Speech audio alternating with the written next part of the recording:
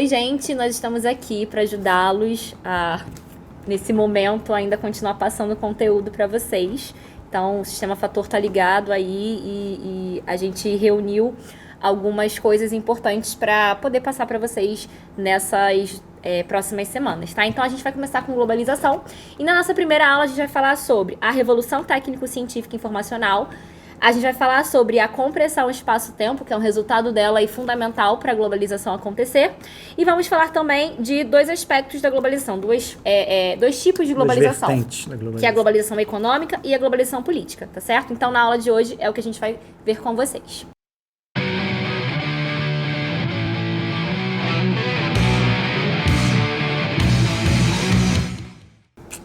Oi, gente, tudo bem? Estamos aqui, Thiago. Boa tarde.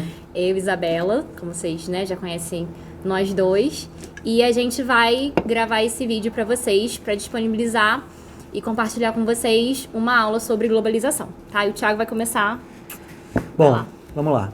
Globalização, para você entender direito, você tem que retroceder no tempo e perceber que as bases dela foram lançadas na Segunda Guerra Mundial. Obviamente, a Segunda Guerra Mundial evolui para a Guerra Fria, e aí a Guerra Fria gera vários eventos importantes para o movimento de globalização. Tanto a corrida espacial, que é a chegada do homem à Lua, quanto a corrida armamentista, que é a disputa da União Soviética e Estados Unidos pelas melhores armas. E esses dois movimentos vão dar origem ao que nós chamamos de Revolução Tecnocientífica.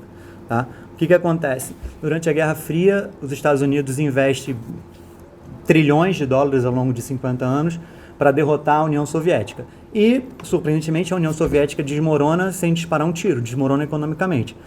Isso faz com que ele tenha um monte de tecnologia sem uso. E aí eles tentam angariar fundos a partir do que eles criaram. Só que chega à conclusão básica de que se eu vender minhas armas ou minha vantagem espacial para qualquer outro país, no pior cenário possível, eles vão usar essa tecnologia que eu desenvolvi contra mim. Para evitar isso, alguém mais esperto lá chegou à conclusão que se eu dividir essa tecnologia em pedaços e vender os pedaços, eu consigo angariar o mesmo fundo, o mesmo dinheiro, sem necessariamente correr risco. Então, o que os Estados Unidos faz é pegar toda essa tecnologia militar e espacial da Guerra Fria e dividir ela e vender ela, né, para vários países aliados ao longo de muito tempo, no objetivo de conseguir dinheiro. Eles fazem isso com tudo que você pode imaginar. Tá? Do exemplo mais imbecil ao exemplo mais importante, sei lá, posso citar várias coisas. Papinha de bebê. Oi? Papinha de bebê. Papinha de bebê, que é a comida do astronauta. Eu nem sabia disso. Mas, sei lá, aquela panela de teflon, aquela panela antiaderente, ótimo. Idiota. Então, porque você não cozinha, mas ok. Não, mas é ridículo. Então, o que acontece? Na minha casa, a minha mãe queria aquele negócio e, tipo, era caríssimo na época, e foi uma revolução, porque o ovo não gruda, que troço maravilhoso. E aí você pensa numa coisa simples, o Teflon, para você ter uma ideia, ele é um derivado do flúor. Ele foi criado num laboratório espacial durante a Guerra Fria para ser revestimento aeronáutico. Você pinta um avião anti-radar com aquilo e o mesmo efeito que tem no ovo, né, faz as ondas sonoras escorregarem pela fuselagem do avião e o avião não aparece num radar. Tá? Também protege o ônibus espacial do atrito com a atmosfera. Então, um revestimento aeronáutico importantíssimo vira revestimento de panela, de frigideira. E se eu estou preocupado em transformar revestimento aeronáutico em frigideira, eu consigo ganhar dinheiro com qualquer coisa. Esse é só um exemplo imbecil, mas vários outros, sei lá, o GPS. Eu consigo andar e me deslocar e o negocinho tá pistando aqui, esse sou eu, tá? E você pensa, agora eu não vou me perder, o Uber não vai me enganar. Tipo, aquilo ali é um sistema de mira orbital. Eu posso pegar um míssil e acertar o pontinho que tá piscando, entendeu? Por exemplo, sei lá, o celular, a internet. Você usa a internet para as coisas mais fúteis e bobas e como meio de entretenimento de massa, mas o objetivo dela não é esse. O objetivo da internet central, ela é uma ferramenta de comunicação para uma guerra nuclear. No caso de uma possível guerra nuclear entre Estados Unidos e União Soviética, você não teria comunicação eficiente porque todo o sistema de comunicação do mundo ia ruir. Mas como a internet é descentralizada, cada lugar tem um servidor específico, isso é muito difícil você acabar com toda a rede de computadores. Então ela foi desenvolvida com esse objetivo. E no final, né, hoje a gente usa ela para tudo. Inclusive nesse momento, para conseguir chegar até vocês. Basicamente, você tem uma tecnologia que foi desenvolvida para fins militares, agora sendo utilizada para uso civil. E, né, a gente tem lá os usos bem fúteis da internet, mas também... Os úteis, tipo também isso, tem os úteis. milagrosamente. A gente tem como sobreviver aí nesse momento, passando... E o que isso causa para o mundo, né? Você está acostumado a entender a tecnologia como um avanço lento de geração para geração. Por exemplo, da época do seu bisavô para o seu avô, a tecnologia avançou, você vê a diferença, mas você não vê um absurdo. Do seu avô para o seu pai, a mesma coisa. Mas se você prestar atenção, do seu pai para você, por exemplo, a tecnologia avançou absurdamente. Justamente porque toda essa tecnologia militar e espacial foi despejada na sociedade de uma vez só, para fazer dinheiro rápido. Então, sei lá, vou dar os meus exemplos. Quando eu era moleque, eu fazia pesquisa na biblioteca da escola, com o livro aberto, pegando o xerox. Não podia nem tirar xerox do livro, porque a professora não deixava. Você tinha que copiar aquela porcaria para poder levar para casa, para poder... Isso não existe, né? As coisas mudaram muito. Na minha época não existia PC, computador pessoal. Eu lembro do meu pai é geólogo, ele trabalha numa repartição pública, e conforme ele estava na vida profissional dele, no meio da vida profissional dele, chega o computador no trabalho dele. Ele nunca tinha mexido naquilo na vida, mas as pessoas que estavam entrando na faculdade, saindo, chegando até o trabalho dele, na época dele, sabiam mexer. Então ele percebeu que se ele não avançasse, né, com aquela tecnologia, ele ia ficar encostado. Então ele teve que literalmente correr atrás disso. Eu lembro dele virando noite, aprendendo programação de computador, aqueles... sei lá, C2 barra Dell, não sei o que, para poder fazer a porcaria do computador funcionar. E para ele foi difícil aprender aquilo tudo. Mas ele aprendeu. Antes não tivesse aprendido, porque agora fica me perturbando no Facebook postando besteira. Mas aprendeu. E para mim, que veio uma geração depois, eu aprendi jogando. Eu não tive que me dedicar a aprender nada. Porque eu já vivia a revolução tecnocientífica num processo mais avançado. Então, para mim, aquela tecnologia veio quando eu aprendi a botar um jogo no computador, quando eu aprendi a ficar, sei lá, no IRC, no ICQ, ou sei lá onde, entendeu? Foi uma coisa muito mais simples, muito mais fluida. E a mesma coisa acontece de mim para você. Vou dar um exemplo. Todo esse aparato dessa aula de hoje, para mim, é um aprendizado. Eu tive que me sentar, tive que discutir com a Isa, tive que falar com o Mário, tive que fazer várias coisas. E para, sei lá, pessoas que são mais jovens do que eu, é muito mais fácil. Um aplicativo de celular, por exemplo, você nunca vai olhar um manual do usuário de um aplicativo de celular. Eu tenho que ler aquela porcaria, eu tenho que olhar com calma, aprender a usar. Para você é autodidata, você pega aquilo, de um lado para o outro, mexe e a coisa flui. Então, a revolução tecnocientífica, ela faz a tecnologia do mundo saltar. Ela não caminha mais, ela salta. E aí você percebe que a sociedade... né, que nós vivemos, teve uma profunda modificação. Se você pegar tudo, celular, internet, computadores pessoais, sei lá, panela de teflon e todo o resto, você percebe que a diferença é brutal do seu pai para você. Dos anos 90 para os anos 2000, assim, eu peguei essa época, né? Tipo, eu vivi a década de 90, sou dos anos 90, e na minha época também não tinha ainda internet. O computador, meu primeiro computador tinha internet não de escada, tinha, né? era Aquela porcaria. não, nem isso. Meu primeiro computador não tinha internet ainda. A internet, eu comecei a ter internet já era quase nos anos 2000 mesmo. Então. Eu sou de 90 e início dos anos 90. Aí, enfim, e aí eu peguei essa época da internet de escada, e na época você já tinha era o MSN, o Orkut, aquela coisa toda, mas eu ainda peguei a época de trabalho escolar, você tendo que... Início era só livro mesmo, depois você tem a internet depois das 2 da tarde, no sábado, e aí todo mundo, né, entrava ao mesmo tempo, então era bem complicado, era bem lento. E o legal também é ver essa evolução em algumas séries que são muito antigas. Por exemplo, em Grey's Anatomy, que você provavelmente não assiste, Thiago. Então, são 16 anos de série. E você pega a tecnologia evoluindo, né, ao longo da série, é bem legal, porque no início eles se comunicavam, né, até os celulares, né, que eles vão mudando, né, ao longo da série. Então, se você começa a assistir a primeira temporada e vai parar agora, você tinha um bipzinho no início, que era uma coisa que eu nunca tive, mas meu pai tinha. E aí, depois ele já tem, né? Isso aí. Eu digo assim, né, bip mesmo pra se comunicar, né? Antes do celular tinha o bip, né? Sim. Aquele negocinho. E aí você vai vendo a própria mudança tecnológica, né, ao longo de algumas séries que já pegam essa transição aí, né? Anos 2000 e, tipo, vai pegando agora a década de 2010, né? Enfim. Bom, de qualquer forma é exatamente isso. Essa tecnologia chega à sociedade, a sociedade avança de forma vertiginosa e isso torna possível a globalização. Não antes que um outro processo se faça presente, que a gente chama de compressão espaço-tempo. A Isa vai falar um pouco melhor. Bom, gente, então depois, né, desse contexto de Guerra Fria, que nós vivemos a ordem, né, bipolar, a velha ordem mundial, com essa revolução técnico-científica que o Thiago exemplificou de várias formas e explicou para vocês, a gente vai ter a transição para a nova ordem mundial, que é a ordem da multipolaridade, que vai ser, né, marcada pelo surgimento de vários polos de poder econômico mundial. A gente sabe que existem alguns questionamentos em relação a isso, né, sobre essa divisão mesmo do mundo, mas a gente passa a entrar na década de 90 nessa nova lógica global, nessa nova geopolítica mundial. Então, o que acontece? Essas várias tecnologias que o Thiago mencionou anteriormente, que vieram das corridas armamentistas e espacial, elas vão gerar um impacto em diversas áreas, né, por conta dessa evolução tecnológica, mas duas áreas muito importantes que vão fazer diferença no contexto de globalização que nós vamos começar a viver nos anos 90 é a área da comunicação, né, das telecomunicações e dos transportes. Então, o que essas áreas vão ter de tão importante?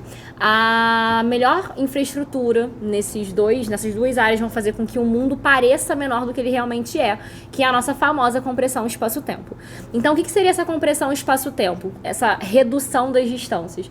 A gente vai ter uma maior velocidade no deslocamento das pessoas pelo mundo, nós vamos ter uma maior velocidade na disseminação da informação. E aí, os transportes e as comunicações, elas são fundamentais para essa ideia de mundo globalizado.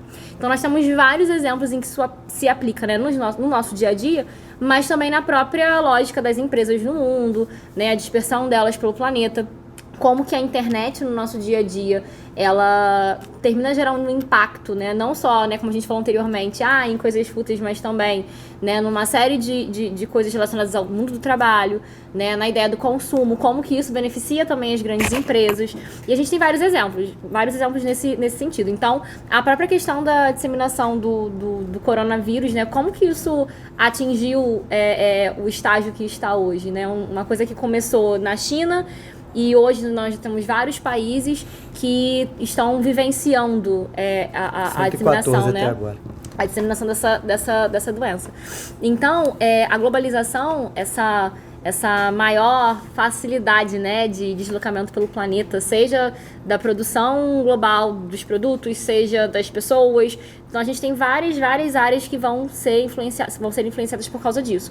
E aí, na hora de você pensar em fluxos financeiros globais, de pessoas espalhadas pelo mundo todo, sempre, né, os fluxos, né, cada vez mais intensos, nós também vamos ter, obviamente, né, essa também fragilidade, né, uma facilidade também de contaminação de doenças pelo planeta. Posso interromper? Claro. Só para definir, porque às vezes não fica claro uma definição, a compressão espaço-tempo ela é o que torna possível a globalização, como a Isa disse, e ela é basicamente um movimento em que o espaço físico à nossa volta, o espaço geográfico, ele perde significado diante do avanço tecnológico. Então, se antigamente você tinha, sei lá, uma grande dificuldade para cruzar distâncias e isso interferia em toda a estrutura da sociedade, hoje essas distâncias são iguais, elas continuam a existir, só que elas não têm relevância alguma para a vida moderna. Tá? Então, basicamente, é isso que acontece. Esse movimento torna a globalização possível. Sem ele, isso não aconteceria. Pensa na evolução dos meios de transporte desde a época da expansão marítima colonial. Pensa lá nas caravelas, a velocidade média delas, e vai pensando na evolução disso ao longo do tempo. Basicamente é o seguinte, a maior velocidade, né, dos transportes, conforme, né, eles vão evoluindo, vão fazendo com que o mundo pareça cada vez menor. Tanto que uma das imagens mais icônicas da globalização é aquela do mundo, assim, na palma da mão, né? Aquela coisinha assim, o mundo, né? Também como se fosse uma coisa maravilhosa para todo mundo, né? Todo mundo tem acesso a tudo. A Isa deu vários exemplos atuais, né? A própria expansão da epidemia, que obriga a gente a fazer o que a gente está fazendo agora, quanto, né, a questão financeira das bolsas que estão desmoronando, e isso, né, está ligado também ao processo de globalização e compressão. Vou dar um exemplo histórico, mais, sei lá, para mim parece ser mais palpável. O que acontece? Por exemplo, durante a Guerra de Independência Americana, teve um momento em que os Estados Unidos venceu, e a Inglaterra, né, abriu mão, desistiu, o rei inglês assinou a rendição inglesa, só que, como a Isa falou, as caravelas levavam de 3 a 4 meses para cruzar o Atlântico naquele momento. E a guerra acabou na Inglaterra 4 meses antes do que ela acabou nas colônias. Então, durante 4 meses, sei lá, alguns milhares de pessoas morreram numa guerra que já tinha acabado, porque a compreensão de espaço-tempo naquele momento ela é muito mais restrita. Hoje, se você decreta o fim de uma guerra, né, em algum local, automaticamente esse cessar-fogo atinge todos os envolvidos em qualquer lugar, inclusive pessoas que não estão envolvidas tomam conhecimento disso. Então esse é um exemplo de compreensão de espaço-tempo palpável. Pessoas morreram numa guerra que não existia mais, né? Porque esse processo ainda não tinha sido efetivado no espaço como um todo. Hoje em dia, uma notícia que sai aqui, enfim, ao mesmo tempo, né, você já tem a propagação dela do outro lado do mundo, né? Outro exemplo também, né, em relação a contexto histórico, é a própria Primavera Árabe, em 2010, por aí, 2011, né? Uma coisa interessante é que vários países ali eram marcados por regimes autoritários e você tinha, obviamente, o controle das redes sociais. Só que através, né, enfim, da Deep Web, enfim, os manifestantes tinham a possibilidade de se conectar através do Twitter e do Facebook. Então, é uma forma que redes sociais hoje, elas têm um poder, inclusive, na hora de serem utilizadas em manifestações, em revoluções, como, né, aconteceu em vários países, né, do mundo árabe. Até em questão assim, relacionada mais ao nosso dia a dia, né, ao consumo. Hoje a gente faz muito mais coisas ao mesmo tempo, né? Então a gente tem essa sensação de que o mundo parece que a gente tem menos... As coisas acontecem, passam mais rápido, sabe? Você faz tantas coisas ao mesmo tempo, porque a tecnologia te proporciona isso, que a gente tem a sensação de que o dia passa mais rápido, a semana passa mais rápido, os meses, né? O ano passa mais rápido. Todo ano que passa a gente fala assim, ai, nossa, parece que o Natal foi ontem. A gente sempre tem essa visão. E aí o que acontece? Você hoje com o celular na sua mão, e você vai, sei lá, sair de casa, vou pro pré-vestibular, vou estudar, só que no caminho que você tá no ônibus, você tá com o celular na mão. Aí você tá lá olhando o Facebook. Aí no Facebook já aparece, no Facebook não, hoje em dia Instagram, né? Que o Facebook já tá meio esquecido. Tu tá lá no Instagram, aí tem os anúncios que são referentes às coisas que você pesquisou antes que você queria comprar. Então você já começa, né? No trajeto que você faz da tua casa pro curso, você já tem como, por exemplo, fazer compras. Então, ou você é dentro de casa mesmo, você não precisa sair de casa e ir até o shopping para fazer uma compra. Você pode fazer uma compra, né, da China dentro da sua casa. Não deve agora nesse momento. É um pouco... Mas aquece a economia. É verdade. Deixa eu só fazer uma parte rápido, porque a gente acabou esquecendo desse tópico. A Revolução Tecnocientífica, ela é conhecida também por Terceira Revolução Industrial, tá? A geografia não gosta muito dessa classificação em Revolução Industrial, Terceira Revolução Industrial, Quarta Revolução Industrial. Tem gente que diz que já está na Quinta Revolução Industrial. Muitas revoluções. Mas, para a geografia, para você considerar uma Revolução Industrial, você tem que ter a alteração de matriz energética. Então, se você parar para pensar, a primeira Revolução Industrial foi a inglesa, no século XVIII, você tinha aí carvão-vapor, era a matriz energética, né? E aí depois você teve a segunda Revolução Industrial, que a matriz energética é petróleo, eletricidade. E se você parar para pensar, hoje, nada substituiu o petróleo e a eletricidade. Tem energias alternativas, mas ainda não há uma energia substituição. Energia solar, energia eólica, mas sem nuclear. brincadeira. Você não tem a lâmpada atômica, entendeu? Você não tem... Sem contar que o próprio preço do petróleo influencia pra caramba, né? Então, na economia essa global. classificação de primeira, segunda, terceira revolução industrial, para a geografia, ela é meio controversa. Mas você pode encontrar o nome de Terceira. Revolução Tecnocientífica como sinônimo de terceira revolução industrial. Então, vocês prestaram atenção nisso também numa questão algo assim.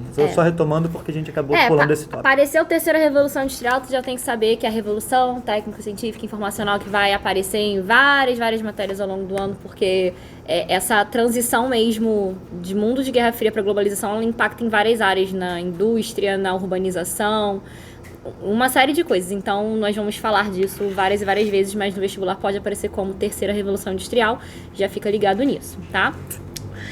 Também lembrando que a globalização essa revolução técnico-científica, né, ela também gera coisas negativas, como, por exemplo, desemprego estrutural, que, enfim, a máquina substituindo o ser humano, a gente tem profissões que vão perdendo o sentido, e até desemprego conjuntural também, porque algumas coisas...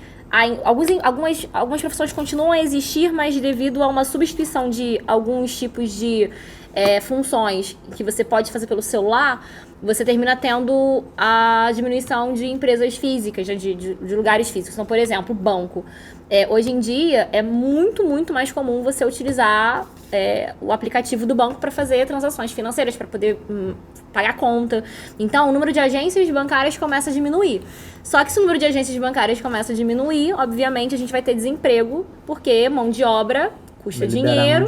E aí você, né, tem esse impacto aí também. Eu li uma notícia de fonte do jornal, fonte segura, né, que o Santander está tentando nos próximos 2 ou 3 anos reduzir totalmente o pessoal. Então você vai fazer tudo por internet. Você vai ter o mínimo necessário na agência física. Você vai ter o gerente e mais um mínimo de funcionários, sei lá, 1 ou 2. E tudo vai passar para o meio informacional. Então esse é um dos sintomas do processo que a Isa descreveu. Aquilo lá, pra gente é ótimo, porque a gente não enfrenta fila, a gente faz tudo em casa, mas tudo tem um ponto de vista, né? Tudo, né, a globalização ela termina tendo esses lados, esse lado positivo, mas também de um outro lado a gente tem pessoas perdendo. Então a evolução tecnológica traz muitas vantagens, mas ao mesmo tempo também traz essas questões que impactam, né, de uma maneira mais negativa. Vamos passar para a globalização em si? Isso, o Thiago agora vai falar de 4 tipos de globalização, e aí a gente vai completando aí com alguns exemplos, algumas coisas a gente vai resgatar, tá bom?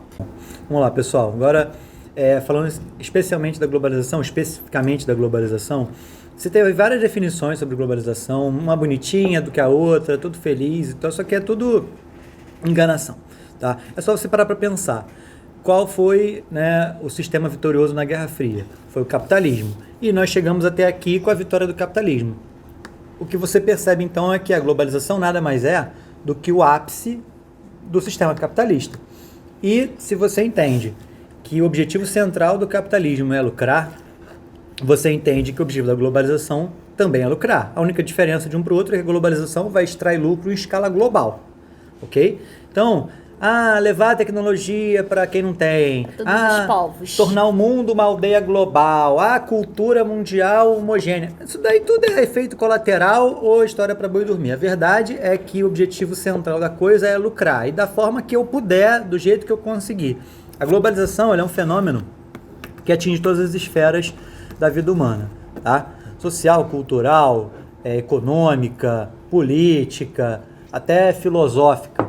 Tá? Só que se a gente chegar e falar, globalização é tudo. O que é tudo é nada. E aí você fica sem ter, né, um pé no chão para poder entender o processo. A gente costuma dividir o processo de globalização em facetas, mas essas facetas são para facilitar o seu entendimento. E não porque elas realmente existem. Você não pode separar a globalização cultural, por exemplo, da globalização política. Elas atuam de maneira conjunta e simultânea.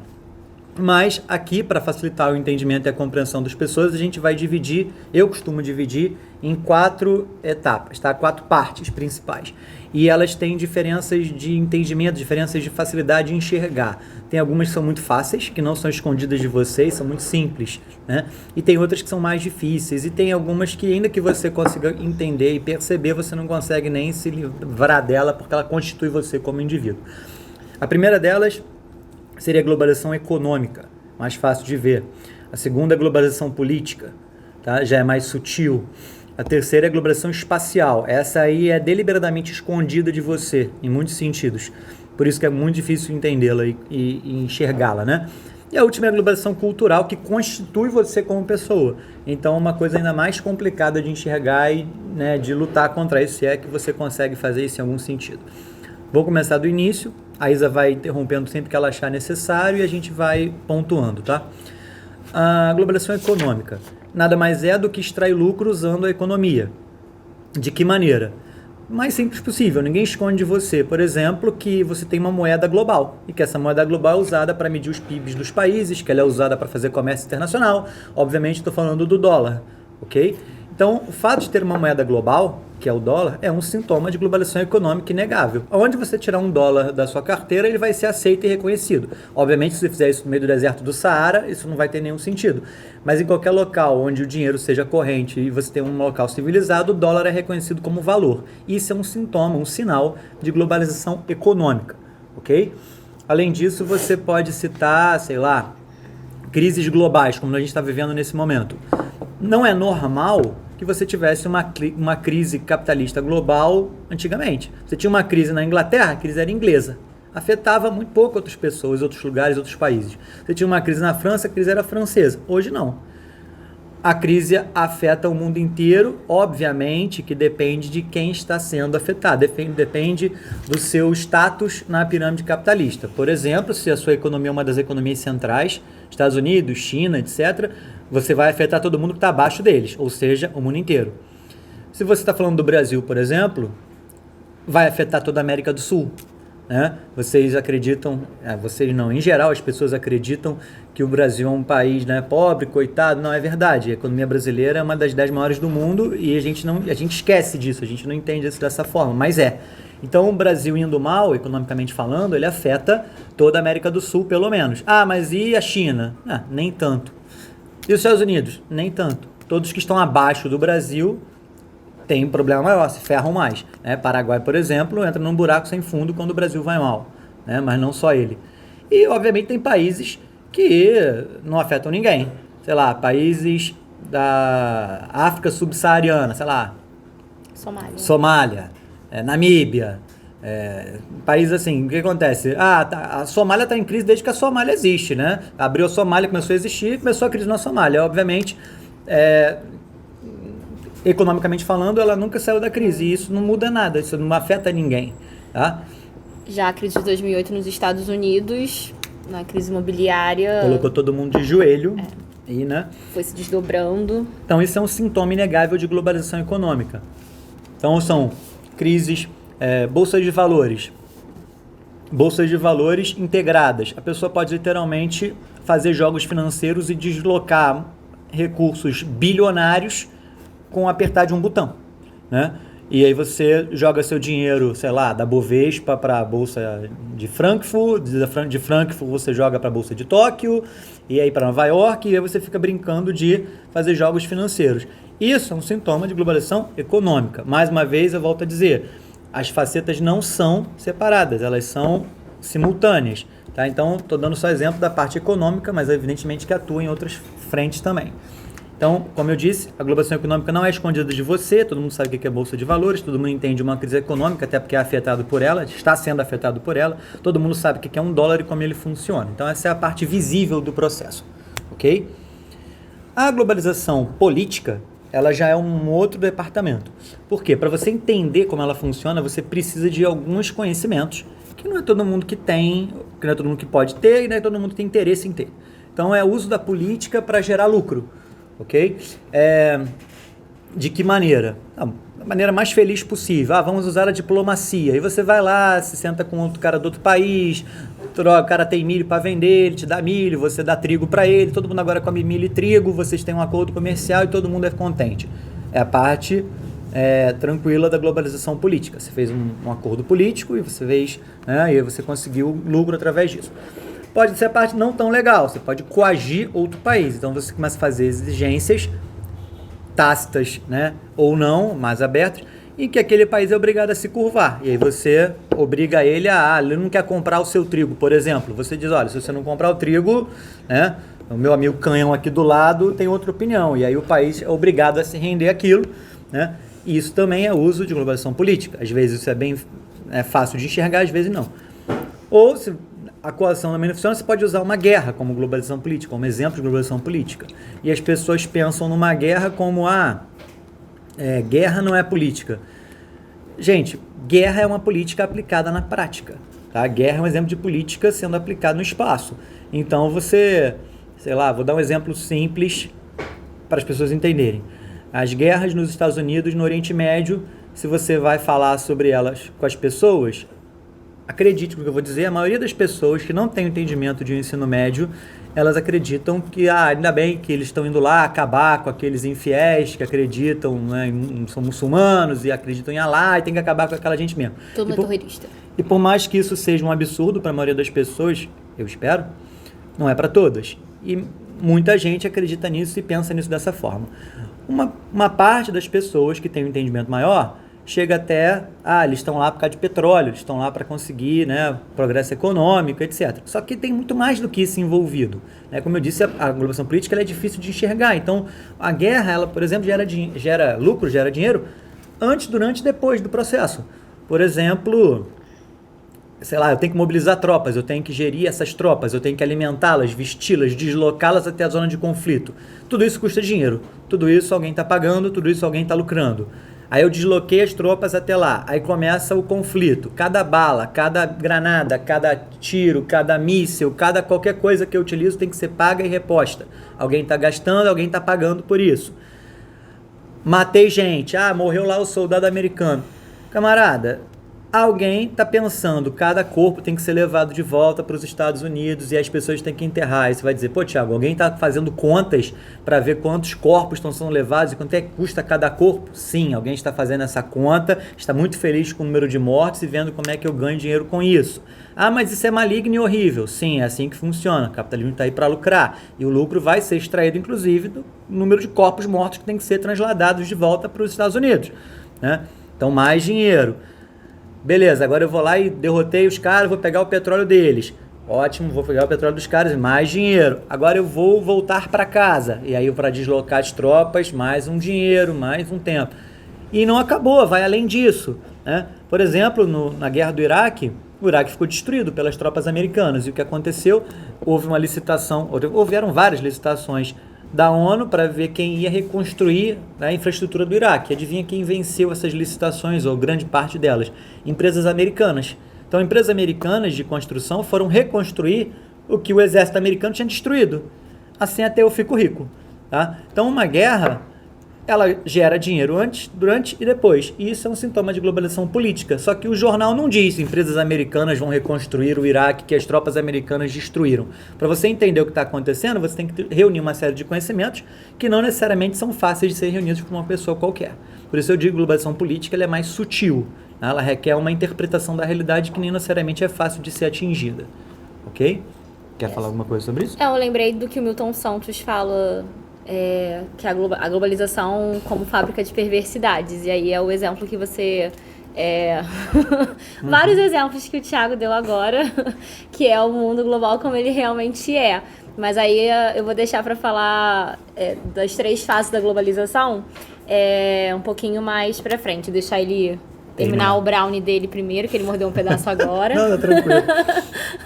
Bom, gente, é isso. Na aula de hoje, então, esses foram os tópicos. E para a próxima aula, né, na segunda parte da aula, de globalização, a gente vai falar da espacial e da cultural, para a gente poder fazer esse desfecho dos tipos de globalização. Nós vamos falar também um pouquinho da visão do Milton Santos, que foi um grande geógrafo que também divide a globalização com 3 faces. E dentro dessa divisão que o Milton Santos faz, nós vamos falar um pouquinho da desordem, vamos falar um pouquinho desse mundo globalizado, algumas características básicas, mas aí a gente deixa para poder aprofundar isso na próxima aula, tá bom? Valeu!